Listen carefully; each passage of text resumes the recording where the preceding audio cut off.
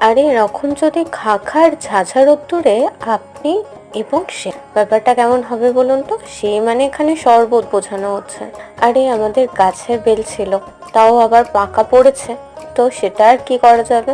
তাই মা আজকে বানিয়ে খাওয়াচ্ছে বেলের শরবত। এইরকম রোদ্দুর গরম থেকে এসে আপনার মা বা শাশুড়ি মা যেই বলুন না কেন, মুখের কাছে যদি এক গ্লাস জলও ধরে সেটাই অমৃত। আর এই যে দেখছেন তেঁতুল, এই তেঁতুলটাও কিন্তু গাছের, জমিয়ে স্টোর করে রাখা আছে, সময় সুযোগ মতন এটার ব্যবহার করা হচ্ছে। ওয়েলকাম টু আহারে আড্ডা, সকলকে আহারে আড্ডায় স্বাগত জানাই। যাই হোক, বেলপানা করতে যেটা লাগলো সেটা হচ্ছে বিট নুন আর চিনি। সেটা দিয়ে বেলটাকে ভালো করে মেখে নিয়ে দেওয়া হলো অল্প একটু তেঁতুল, ব্যাস কাজ শেষ। এবার ঠান্ডা জল দিয়ে ভালো করে ফেটিয়ে নিয়ে মিশিয়ে নিন একটু চাট মশলা। ভিডিওটি ভালো লাগলে অবশ্যই লাইক, শেয়ার, কমেন্ট করবেন। ধন্যবাদ।